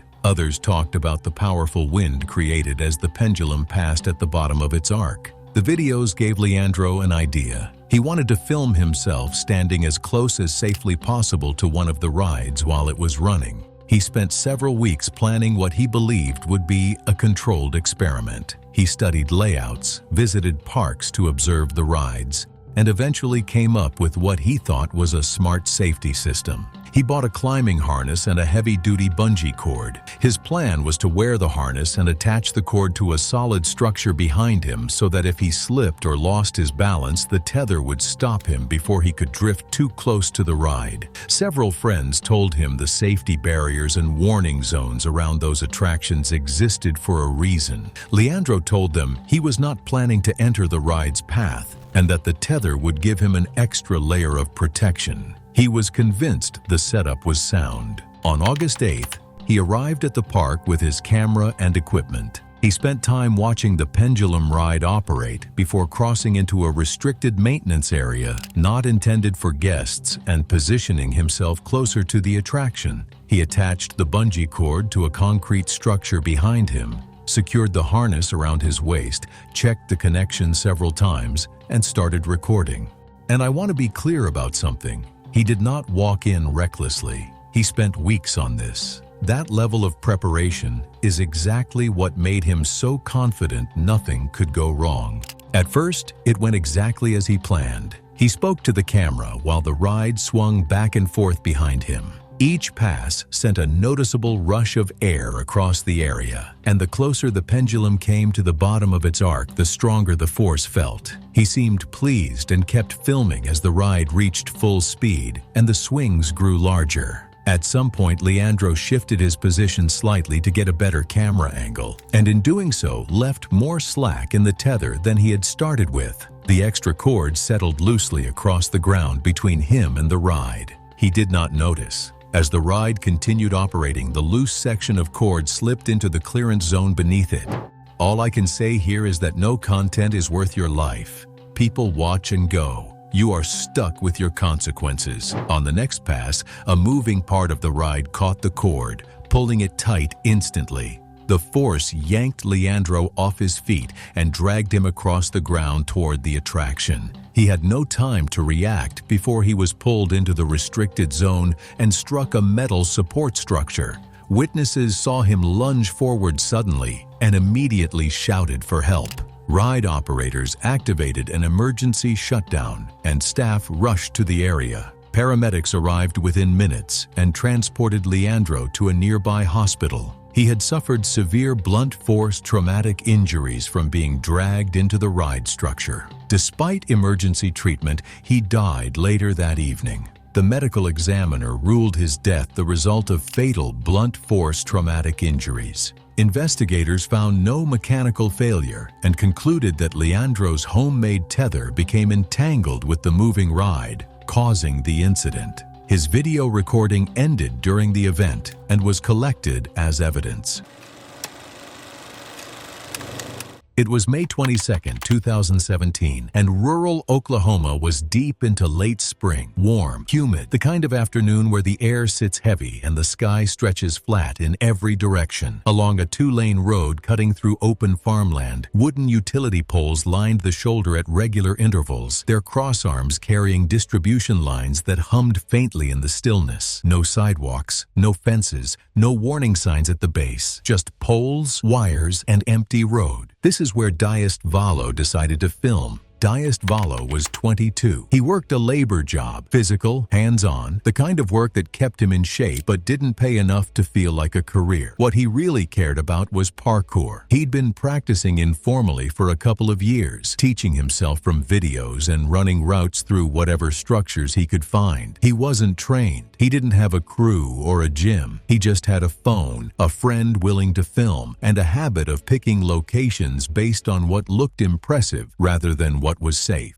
A lot of you asked about this after my last video, whether these creators ever scouted their locations beforehand. And the answer, at least in Diest's case, is no. He picked spots on the fly. That day, driving along the rural road, he saw the utility pole and decided it was the next climb. Tall, visible, good for content. His friend parked nearby and set up to film from below, capturing a full-body view looking straight up. No gloves, no harness, no insulation gear, nothing between his skin and whatever was at the top. The pole had metal staples embedded in the wood, maintenance steps used by line workers who climb with proper equipment and clearance protocols. Diest used them like a ladder. The footage shows him ascending steadily, hand over hand, foot over foot, moving with the kind of casual confidence that comes from someone who's climbed plenty of things and never gotten hurt. He reaches approximately 25 to 30 feet above the ground, roughly the height of a 3-story building, and shifts his position near the crossarm at the the top. He adjusts his balance, planting his feet on the staples and straightening up. He doesn't touch the wire. That's the detail that catches people off guard. The footage shows his arm moving within inches of an energized distribution line, and an electrical arc forms between the wire and his arm before direct contact is made. At that voltage, the current doesn't need you to touch it. It jumps. His body stiffened immediately. Every muscle locked at once, the kind of involuntary contraction that removes all control. His grip held for a brief moment as current passed through, and visible burn points began forming at the entry area on his arm. Then his muscles released and his grip gave out. He fell straight down, 30 feet of open air between the crossarm and the hard-packed ground below. No branches, no wires in the way, nothing to slow or redirect the fall. His friend's camera captured the entire sequence in one continuous shot. The arc, the lock, the release, and the impact. There was no movement after he hit the ground. He was transported to the hospital but was pronounced dead shortly after arrival. The cause of death was determined to be high-voltage electrical exposure combined with blunt force trauma from the fall. The footage was later reviewed by investigators as part of the case. The utility area was temporarily restricted while the lines were inspected, and no damage to the infrastructure was found.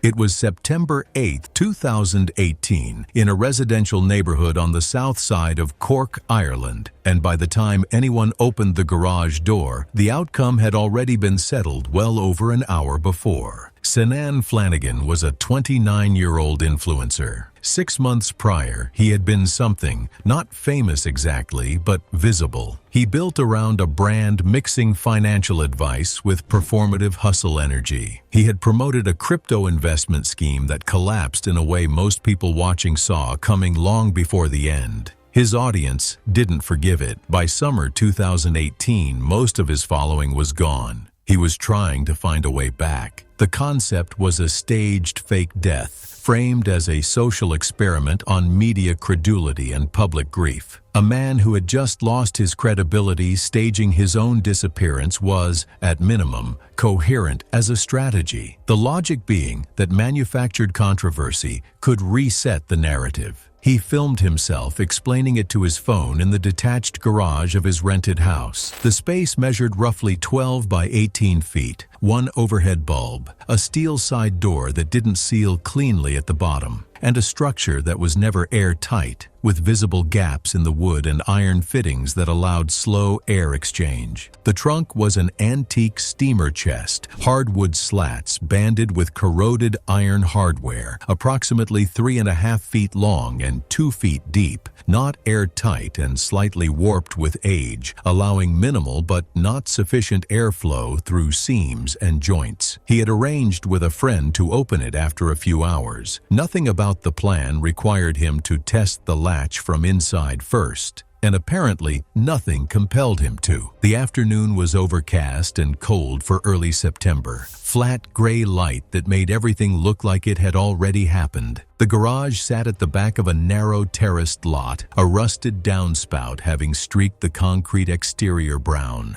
The overhead door ran stiff on the lower left runner. No wind. The neighborhood was quiet in the ordinary way before anything changes. The friend, whose name was not publicly released, watched Sinan climb in and described the interior as smelling of motor oil and damp wood. The latch, a swing bar mechanism with a corroded keeper, clicked into place when the lid came down. The friend waited, then left after roughly 15 minutes to run errands, operating under the assumption that Sinan could exit at will, and that the whole thing was being exaggerated for effect, and under the belief that intermittent checks were unnecessary, given the assumed short duration and partial ventilation of the setup. The phone footage, recovered by investigators in full, became the primary record of what followed. For the first 20 minutes, Sinan spoke calmly, assuming it was harmless. Then only faint movement and creaking. Around the 20-minute mark, his breathing grew heavy. Speech began to break, and he appeared increasingly distressed by the cramped conditions and restricted breathing posture inside the trunk. A wooden thud followed,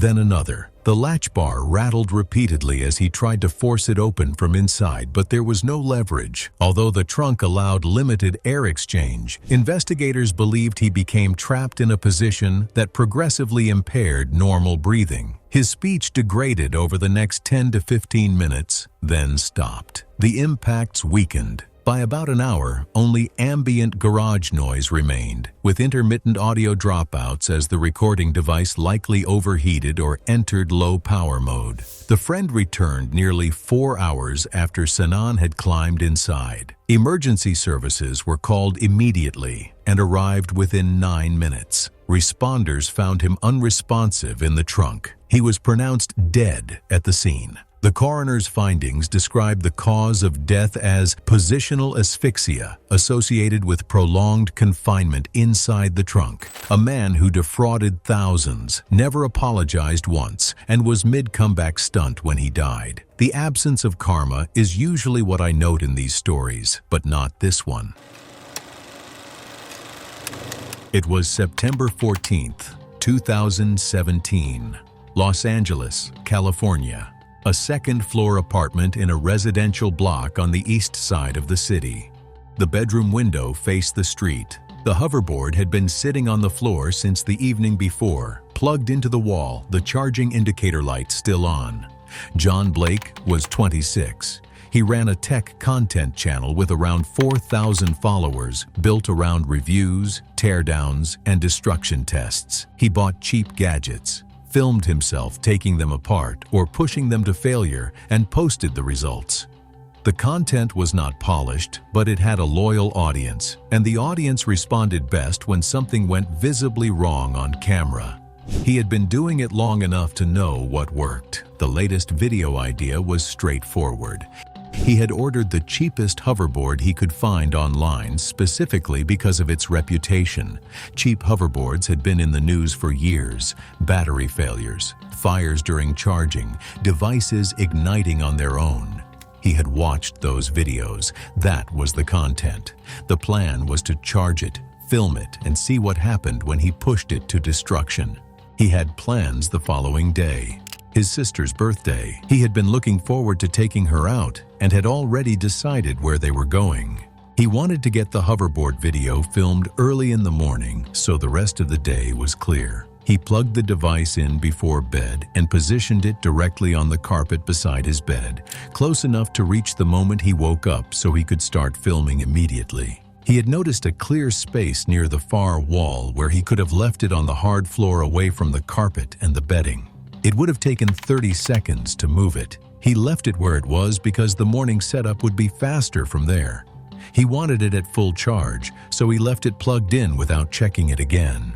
There was no smoke alarm in the room. This is the detail I couldn't get past. He knew the device was dangerous. That was the entire point of buying it. This is where everything took a devastating turn. By the time he woke, the room was already wrong. The smoke was thick and sitting low, and the hoverboard on the floor was burning, the fire having moved from it to the carpet and the items around it. He got up. The heat was immediate. The smoke had already filled the upper half of the room, and breathing was difficult from the first moment he was on his feet. He moved toward the door. The fire had been running long enough that what was between him and the exit was no longer just smoke. He did not get out. Cheap lithium-ion batteries are built to a price rather than a standard. The cells can be inconsistent, and the charging circuits are often basic enough that a developing fault goes unchecked. When a cell starts to fail, the temperature rises. Nothing interrupts it. The heat builds on itself and accelerates. Neighbors noticed smoke coming from the building and contacted emergency services. Responders arrived and forced entry. John Blake was found inside the apartment. He was 26 years old. He did not survive. The cause of death was smoke inhalation and fire-related injuries resulting from a lithium-ion battery failure during unattended overnight charging. The destruction video was never filmed. His sister's birthday the following day did not happen the way it had been planned. His channel went quiet. A few days later, his manager posted a brief message to the account. There was no unboxing video. His sister's birthday was the next day.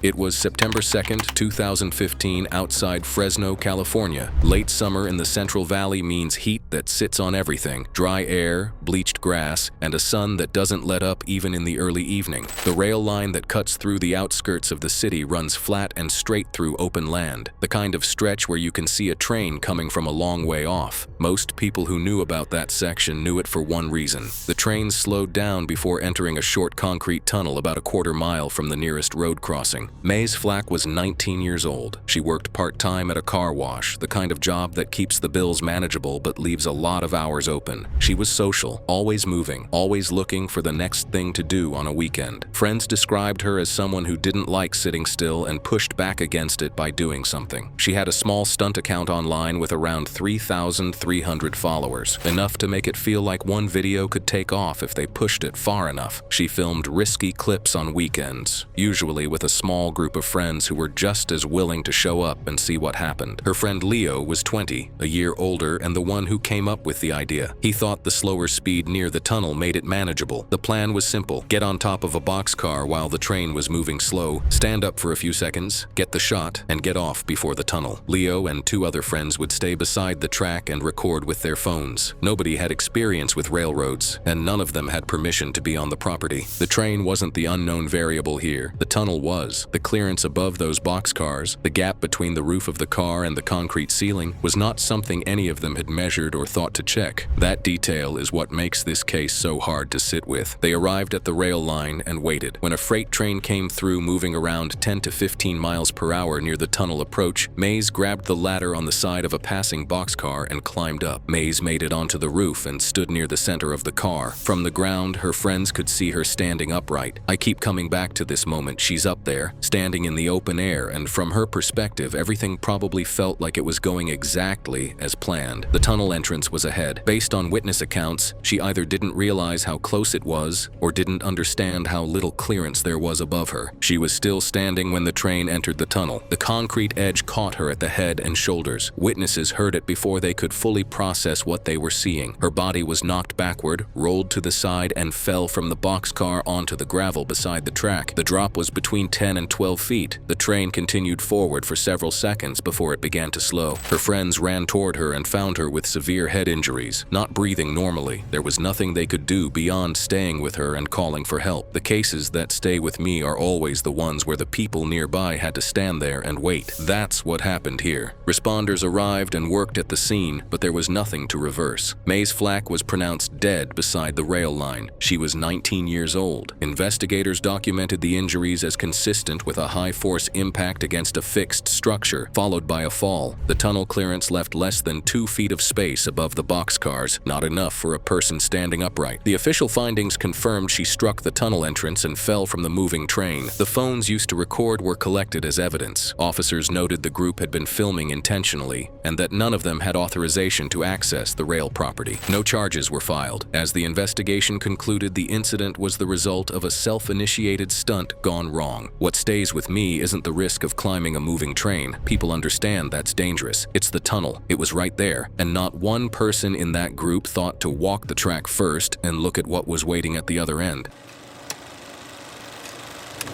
It was August 2014 on the Columbia River near Hood River, Oregon. At that stretch, the river runs wide and moves fast, and in August, the water temperature sits around 58 degrees Fahrenheit. The charter boat was operating about a quarter mile from the nearest bank when it happened. Cade and Marin Solis had been running their travel and lifestyle channel since 2013. Their content was built around scenic destinations, local food, and the kind of trips that were more about atmosphere than adrenaline. The wedding was very much on brand. They had chartered a riverboat, kept the guest list to 12 people, and planned a small ceremony on the upper deck with a catered lunch below. Intimate and scenic, exactly the kind of thing their audience would have loved. Marin was 29. One thing worth knowing about her, she was not a strong swimmer. She had mentioned it once in a video, casually, as something she kept meaning to work on. She never did. On the day she went into that river, she was wearing a full-length layered chiffon wedding gown with a cathedral veil, 110 inches of fabric she had picked out months before because of how it moved in the wind on the water. The boat had been anchored in a calm section for the ceremony and had started a slow drift cruise downriver for the reception. Maren had planned a specific shot in advance, standing at the bow with the gorge behind her, veil out in the wind,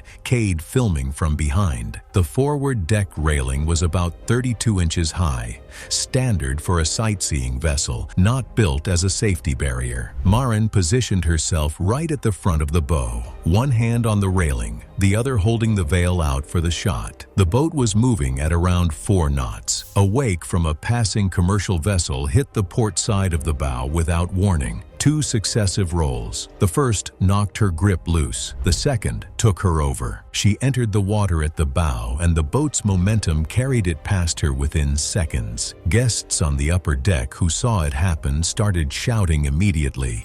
The operator cut the engine and began turning the boat around, a maneuver that took the better part of a minute against that current. Maren surfaced once, about 20 feet behind where the boat had been. She was already moving sideways with the river. The gown was pulling her down, and the veil had wrapped around her left arm during the fall. She went under again before anyone could get to her. 2 guests jumped in after her. One reached the area where she went under in about 90 seconds. She wasn't there anymore. The current had already moved her, and visibility beneath the surface in those conditions was basically zero. She was underwater for an estimated 11 to 13 minutes before she was found. Recovered about 200 yards downstream, caught against a submerged debris line near the bank. Resuscitation was attempted on the riverbank and continued until emergency responders arrived by water. It didn't work. The coroner found 3 things had worked against her at once: cold water affecting her muscle function, the gown absorbing 25 to 30 pounds of water within seconds, and the veil restricting her left arm. Anyone alone might have been manageable. All 3 together, for someone who wasn't a strong swimmer, wasn't. The death was ruled accidental. The charter operator was cited for railing height and no life vest requirement on the forward deck. The boat footage was never shared, and Cade deactivated the channel within the month. It was April 4, 2014, in a rented ground-floor apartment in Auckland, New Zealand, and the live stream had been running for 6 days straight when the screen went still in a way that the several hundred people watching it did not immediately understand. Rexton Halevi was 28 years old and had built a modest audience around hustle culture content, productivity frameworks, entrepreneurship advice, and the broad argument that discipline separated high performers from everyone else. He had no formal business background, but was consistent and direct, and his audience treated those qualities as credentials. He worked from a standing desk, uploaded daily, and had maintained that pace for over a year before announcing the challenge. The 6-day no-sleep project was framed as proof of concept. His stated logic was that elite performers maximized output by eliminating wasted recovery time, and that nearly a week of documented sleep deprivation would demonstrate commitment his audience had never seen captured in real time. The stimulants, caffeine tablets, pre-workout powder, energy supplements, were presented as methodology rather than compensation. That framing mattered because it meant the deterioration, when it arrived on camera, read as intentional. By day 4, archived footage showed him pausing mid-sentence and resuming without acknowledging the gap. These were micro-sleeps, involuntary losses of consciousness lasting 1 to 3 seconds, appearing roughly every 20 minutes on camera. By day 5, his speech had developed a thick, lagging quality, and he was losing words mid-thought. Viewers flagged it in the chat. Several found it funny. The apartment that morning was overlit from his ring light. The blinds were drawn, no windows open, Empty supplement containers lined the desk behind him, and the surface had a film of residue consistent with someone who had not cleared that workspace in days. Outside was an ordinary Auckland morning. Distant traffic, birds, the ambient hum of a city with no idea what was happening inside that room. He began the Day 6 motivational segment at approximately 6:40 in the morning. He was mid-sentence about outpacing competitors when his cadence broke entirely. He stopped. His gaze drifted slightly left of the camera. His right hand moved to his chest, open-palmed, pressing briefly against his sternum. It lasted less than 3 seconds. Then his head dropped forward. The chair rolled back slightly, and he went out of frame to the left. The lamp stayed on. The stream kept running, briefly cutting and reconnecting due to an automatic stream reconnect caused by unstable system load. Viewers responded slowly. Several posted question marks. A few typed asking whether he was still there. For approximately 2 minutes, most of the chat continued treating it as a stunt before the tone in the comments finally shifted.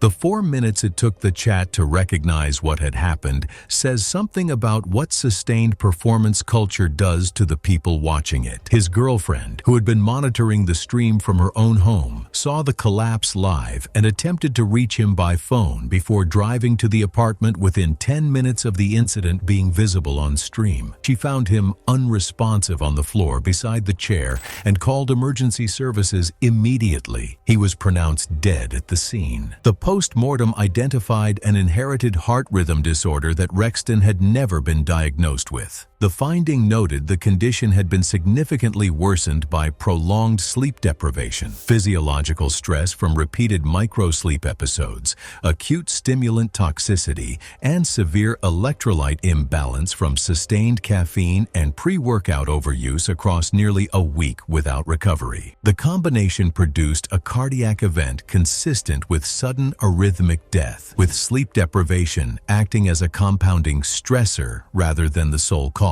His channel was taken down within 2 weeks. Archived streams circulated briefly across online communities before being removed from most platforms. His girlfriend made no public statement. What stayed with me is that the audience had every piece of information they needed. The tremors were on camera. The paranoia was on camera. The microsleeps were on camera. And the comments, right to the end, were full of people telling him he was built different. Believing in yourself is not the same as knowing yourself. And no audience, no matter how large, can tell you which one you actually have.